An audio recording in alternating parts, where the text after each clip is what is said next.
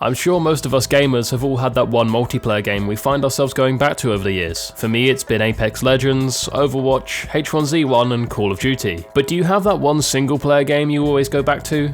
It drags you back in and you can't help but replay it every couple of years. For me, that's Sleeping Dogs. I can never quite put my finger on it or find the words to explain why. I mean, I'm not exactly an articulate guy, my channel is mostly just penis jokes, but Sleeping Dogs always draws me back in like a stepson seeing his stepmother stuck in an everyday household item. Also, excuse my voice in this video, I haven't been smoking 20 a day for the last 20 years, I'm just sick. Say ni hao to Wei Shen, whose family moved to America when he was a boy, hoping for a better life. Realizing how much of a shit show it was over there, Wei is back in his homeland of Hong Kong, reconnecting with his old buddies who are now a part of the triad, the Sun On Yee. Unfortunately, Wei is a rat, and not the kind of rat who's a talented chef that takes PCP while sitting in a ginger guy's hat sniffing your girl's bread. Wei is an undercover cop who's been assigned to get to know the Sun On Yee so they can take them down from the inside out. The first thing we did back in Hong Kong, however, was grab a pork bun, because...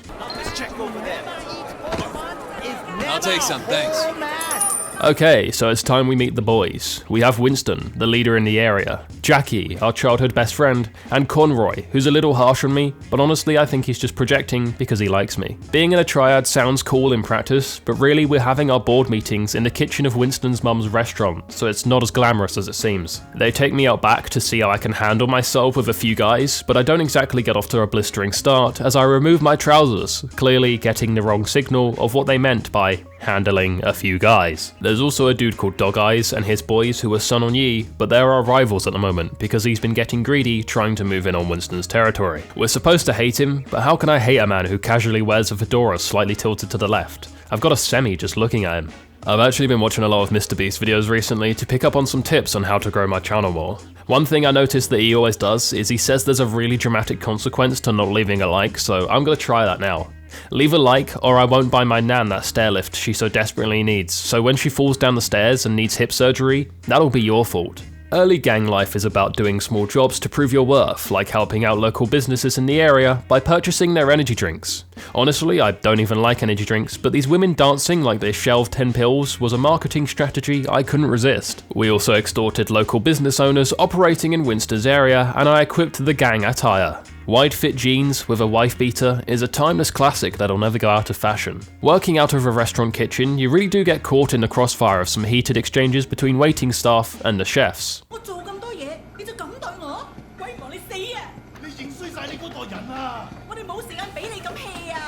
No wonder he was getting slated though. My man's stir-frying thin air. He's mastered the technique of looking busy at your job while actually doing nothing. Alright, so my first proper job in the Sun On Yee is I've got to go out and send a message to a local drug dealer who didn't pay Winston the money he owes him. He's been dealing to 14-year-olds in Dog Eyes territory, which is morally wrong. We need him to be making the young women of Winston's territory addicts, not the other way round. We run through the streets, and it's a good thing I slammed that energy drink earlier because now I have stamina to run for days. We eventually catch up to him and start going savage on his boys, because Wei is insanely talented at MMA. Some say he had training from legends like Anderson Silva and GSP, but I prefer to believe his biological father was actually Jackie Chan. We take down a drug dealer, but get arrested in the process. Luckily, we are instantly released because, obviously, we work here.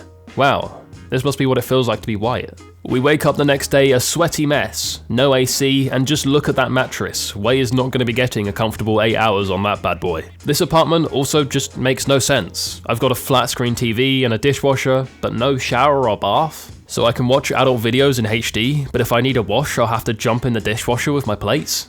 As Winston is just giving us the low-level jobs at the moment, Jackie's gone out of his way to get us a big job, which he's borrowed his uncle's van for. His uncle casually has a white van with black-tinted windows, so I'm starting to think he sells young Hong Kong children on the black market to make some extra cash on the side.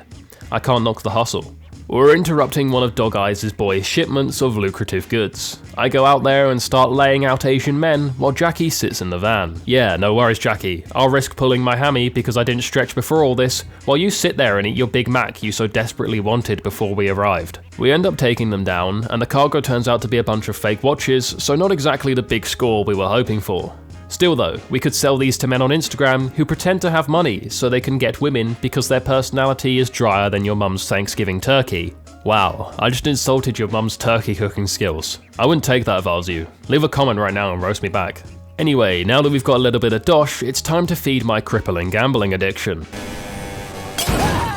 I joke a lot about having a gambling addiction in my videos, but I actually hate the word addiction. It's bigoted, stigmatized, and frankly outdated.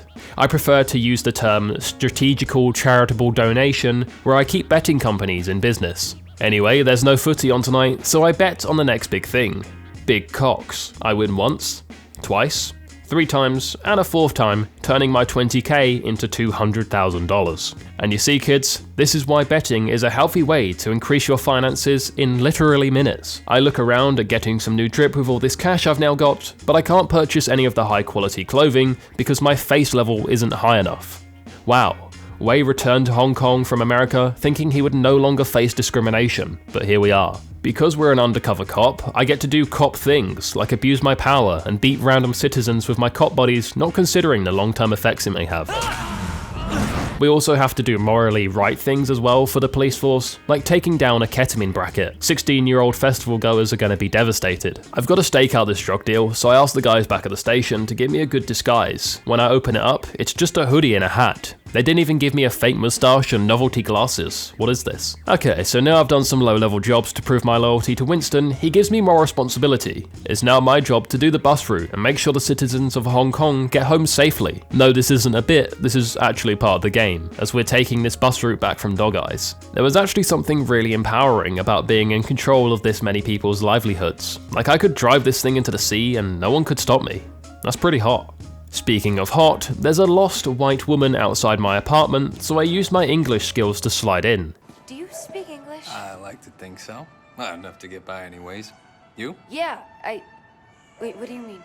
Oh, yeah, I speak English. She's a tourist here, voiced by Emma Stone, so we offer her a tour of the city. I tactfully select the motorbike from my garage, so she has to lightly hold my waist while I pull sick wheelies that'll surely impress her. I show her the sights like the karaoke club, the temple, my bet-winning cock, and the martial arts gym. Turns out this is the same dude who was Voiy sensei when he was a kid, so we jump in for old time's sake and beat up some teenagers with no father figures. Amanda just kinda chills and watches us while we do this, so I really hope my MMA skills are impressing her. With any luck, she's looking at me how Dream looks at 17-year-old girls. Amanda gives me her number, so I do what every guy should do when you get a girl's number. Call her immediately, even if she's right next to you. We arranged to meet up again at the Victoria Peak because Amanda is a white girl who needs some pictures for her Instagram to make her life appear like it's not shallow and boring. I've got to say, I really think I captured the essence of what Amanda's character is all about with this picture. What lovely eyes. Also, I love how she's put on a nice white dress and some heels, while I'm just in the same clothes I was in earlier.